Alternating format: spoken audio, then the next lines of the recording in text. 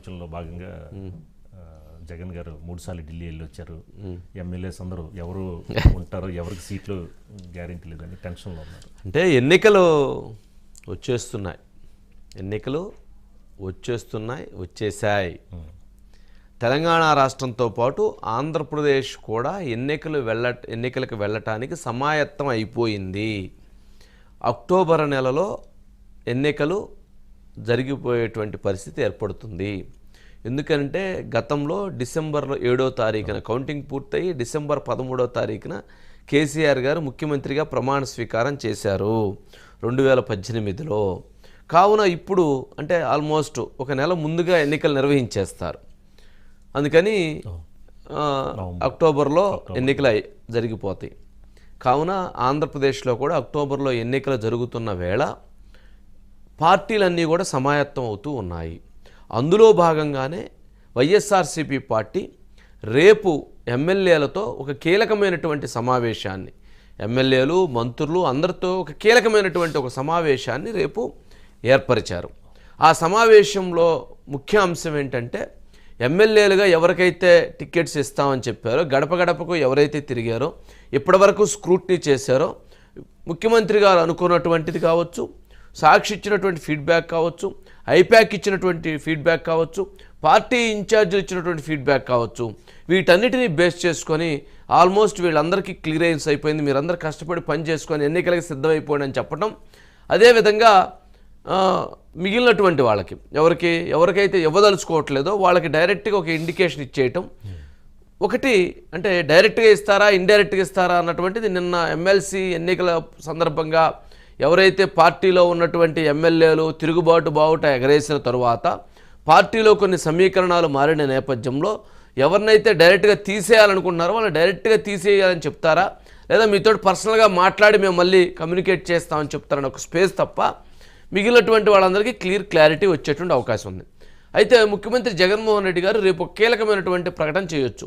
ముందస్తుకు ఎందుకు వెళతాము, మనం యథావిధిగానే వెళతాము, మనం ప్రభుత్వానికి మనకు 5 సంవత్సరాలు మ్యాండేటరీ ఇచ్చారు కాబట్టి మనం 5 సంవత్సరాలకే వెళతాము అని చెప్పవచ్చు.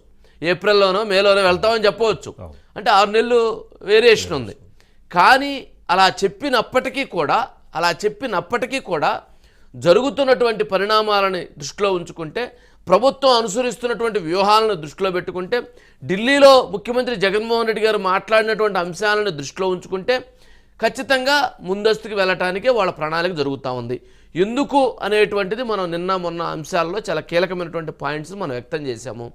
ఇంతకుముందు కేసీఆర్ గారు కూడా ఆంధ్రప్రదేశ్ మన ఇద్దరం ఒక్కసారి వద్దు మనం విడివిడిగా వెళదామని చెప్పినటువంటి కేసీఆర్ గారు ఇప్పుడు కలిసే వెళదామని అనే దానికి కూడా ఆయన సిద్ధమైపోయారు. అది కూడా రీజన్ చెప్పాను. చంద్రబాబు నాయుడు గారు ఇక్కడ బీజేపీ టీడీపీ జనసేన పొత్తు పెట్టుకొని ఇక్కడ కనుక ప్రయాణం చేస్తే, ఆయన ఇక్కడికి వచ్చి ట్రావెల్ చేస్తే, ఇక్కడ ప్రచారం చేస్తే దానివల్ల బీఆర్ఎస్కి నష్టం జరిగింది. కావున అందుకని ఆయన అక్కడే ఉంచితే ఆయన ఏపీలోని తిరుగుతూ ఉంటారు, ఆయనకి ఏపీ ముఖ్యం కాబట్టి అక్కడే తిరుగుతూ ఉంటారు అనేటువంటి ఉద్దేశంతో కూడా ఒక ఆలోచన చేశారు అనేటువంటిది కూడా మనం క్లారిటీ ఇచ్చాం. చాలా అంశాలు మేము స్పష్టత ఇచ్చాం. ఇప్పుడు రేపు జరిగేటువంటి అంశాలలో రేపు ఎన్నికలకు సంబంధించి రేపు మీటింగ్లో కీలకంగా ప్రభుత్వం మనం అన్ని రకాలుగా ప్రజలకు బెనిఫిట్ చేసాం, అన్ని రకాలుగా మనం స్విచ్లు నొక్కాం, అన్ని రకాలుగా ఇన్ని కోట్ల మందికి మనం లబ్ధి చేకూర్చాం, కావున ప్రజలు మన వైపు ఉన్నారు, మీరు కూడా ఇంకా కష్టపడి పనిచేయాల్సిన అవసరం ఉంది, కావున మీరు కష్టపడి పనిచేయండి, ఖచ్చితంగా మనదే అధికారం అని వైఎస్ఆర్ జగన్మోహన్ రెడ్డి గారు రేపు చెప్తారు. ఎందుకంటే ఒక కాన్ఫిడెన్స్ని బిల్డ్ చేస్తారు. వైసీపీ పార్టీలో ఉన్నటువంటి ప్రధానమైనటువంటి సమస్య ఇప్పుడు ఏంటంటే వైసీపీ పార్టీలో ఉన్నటువంటి నేతలకు కాన్ఫిడెన్స్ పోయింది, కాన్ఫిడెన్స్ లేదు. చాలామంది ఎమ్మెల్యేలు ఈసారి గెలవమేమో అన్నటువంటి భావనలోకి వచ్చేసారు. నేను జరిగినటువంటి పట్టభద్రుల ఎన్నికలు కావచ్చు, లేదా వాళ్ళకి గ్రౌండ్ లెవెల్లో వాళ్ళకు ఉన్నటువంటి ఫీడ్బ్యాక్ కావచ్చు, వాళ్ళకి ఎదురవుతున్నటువంటి సమస్యలు కావచ్చు, అక్కడ ఉన్నటువంటి పరిస్థితులు పరిణామాలు కావచ్చు, పూర్తిగా వాళ్ళు ఒక అవగాహన ఉన్నటువంటి వాళ్ళందరూ కూడా రేపు గెలవమేమో కావున అనేటువంటి ఒక నిరుత్సాహం నిస్పృహ చాలా మందిలో ఏర్పడింది.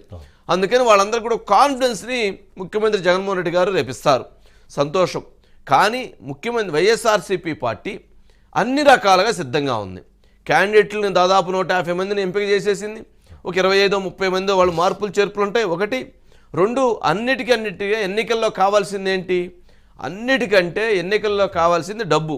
ఆర్థికంగా ఆ డబ్బు పుష్కలంగా వైఎస్ఆర్సీపీ పార్టీ దగ్గర పుష్కలంగా ఉంది. ఎంతుందా అంటే మనం ఎంత ఉందని చెప్పడానికి కూడా మనకి చేతులు చాలవు. అందుకని అంత ఉంది వాళ్ళ దగ్గర, ఇబ్బంది లేదు. ఒకటి క్యాండిడేట్స్ రెడీగా ఉన్నారు, క్యాష్ ఉంది, మీడియా ఉంది, ఐపాక్ టీం ఉంది, ఇలా మొత్తాన్ని స్ట్రాటజీ చేయగలిగినటువంటి వ్యవస్థలన్నీ సిద్ధంగా ఉన్నాయి. కానీ వాళ్ళ దగ్గర ఉన్నటువంటిది ఒకటి మైనస్ అయింది, ప్రధానమైనటువంటి మైనస్ కోఆర్డినేషన్ మిస్ అయిపోయింది.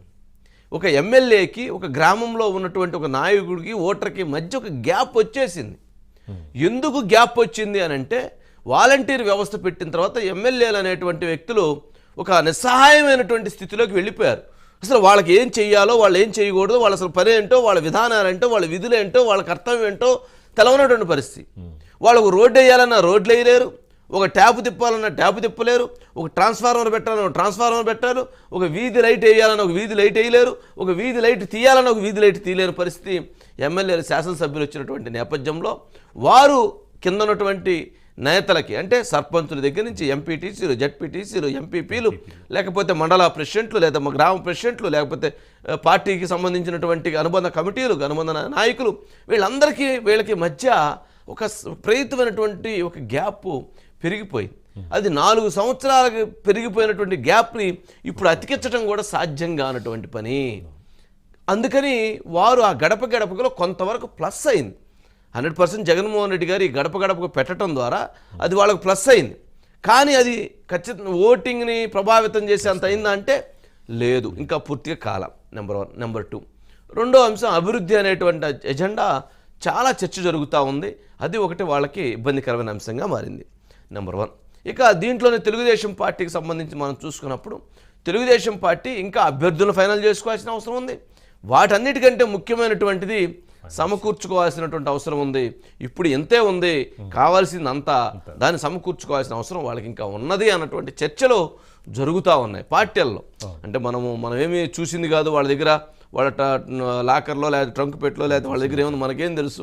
వాళ్ళ పార్టీలో ఉన్నటువంటి నాయకులు, ఈ పార్టీలో ఉన్నటువంటి నాయకులు చెప్పుకుంటున్నటువంటి భావనల్ని మనం విన్న తర్వాత, వాళ్ళల్లో వచ్చినటువంటి ప్రజల్లో వచ్చిన అభిప్రాయాలను, నాయకులు వచ్చిన అభిప్రాయాలను క్రోడీకరించుకున్న తర్వాత మనం చెప్తున్నటువంటి అంశాలని వీటిని పరిగణలోకి తీసుకోవాలి. అందుకని వారు దీనికి సిద్ధంగా కావాల్సిన అవసరం. ఇక మిగిలినటువంటి పార్టీ క్యాడర్, వీళ్ళు తెలుగుదేశం పార్టీ ఈ 4 సంవత్సరాల్లో తగిలినటువంటి దెబ్బలు, వాళ్ళు ఆ యుద్ధానికి సిద్ధం అవ్వాలి, ఖచ్చితంగా గెలవాలి అన్నటువంటి కసితో తెలుగుదేశం పార్టీ శ్రేణులు పనిచేయడానికి సిద్ధమైపోయాయి. దానికి మనం అనేక ఉన్నటువంటి అంశాలను కూడా మనం డిస్కస్ చేస్తున్నాం. ఇక జనసేన పార్టీ ఇప్పటివరకు అంటే ఎన్నికల ముందస్తుకు వస్తున్నటువంటి సందర్భంలో పవన్ కళ్యాణ్ గారు ఖచ్చితంగా వారాహి వాహనం ఎక్కాల్సిందే, ఆయన తిరగాల్సిందే. ఆయన తిరగకపోతే అది జనసేన పార్టీకి కావాల్సినటువంటి స్ట్రెంగ్త్ని క్రోడీకరించుకోవడానికి అది అవసరం. ఆయన తిరిగితే ఆయన ఆపేది ఇంకా ఎవరూ లేరు. కానీ ఆయన తిరగాల్సినటువంటి అవసరం, ప్రజల్లోకి రావాల్సినటువంటి అవసరం ఏర్పడింది. ఆ ఏర్పాటుకు సంబంధించి ముందు దాన్ని ప్రణాళిక సిద్ధం చేసుకోవాలి. ఇక మిగిలినటువంటి పార్టీలు అంటారు, బీజేపీ పార్టీ అంటే వాళ్ళు బలమైనటువంటి పార్టీ. ఆ పార్టీకి సంబంధించి 28 రాష్ట్రాల్లో బలంగా ఉన్నా కానీ ఆంధ్రప్రదేశ్ రాష్ట్రంలో మైనస్లో ఉన్నటువంటి పార్టీకి, ఆ పార్టీకి బలంగా చల్లని ఓట్లు వచ్చిన వాటి కంటే తక్కువగా వచ్చినటువంటి ఓట్లు వచ్చిన పార్టీగా ఇది ఉన్నటువంటి పరిస్థితి. ఇక్కడ కాంగ్రెస్ పార్టీ, కేవీపీ రామచంద్రరావు గారు మొత్తానికి ఎన్నికల వేళ మొత్తానికి ఆయన ఒక కొత్త రకమైనటువంటి ఆలోచనకి శ్రీకారం చుట్టారు. వారు మేధావి, వారి గురించి మనం తక్కువ మాట్లాడాలి, ఎందుకంటే వారికి ఒక క్లారిటీ ఉంటుంది చాలా అవగాహన అంశాల్లో. అందుకని వారిది సబ్జెక్ట్ ఉంది, వారితో అప్పుడు మాట్లాడదాం. మిగిలిన వామపక్షాలు వీళ్ళందరూ కూడా ఒక సైకిల్ పొత్తులు క్లియర్. పొత్తులు టీడీపీ జనసేన క్లియర్, బీజేపీతో కటీఫ్. ఓకే, వైసీపీ ఇండివిజువల్గా పోటీ చేస్తుంది.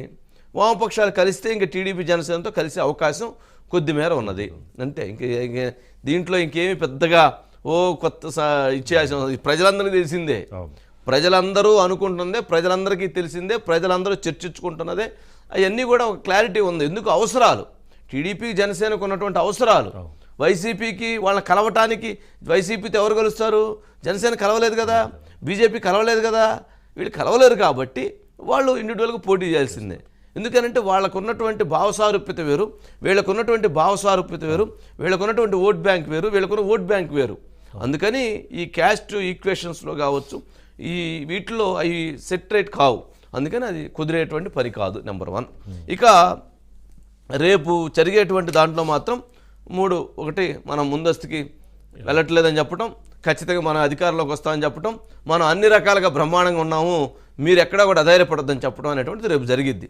కానీ అది జరిగినప్పటికీ, అది ఇంకోటి చెప్పినప్పటికీ ఖచ్చితంగా అక్టోబర్లో ఎన్నికలకి ప్రణాళికకి సిద్ధం చేసుకుంటున్నారు.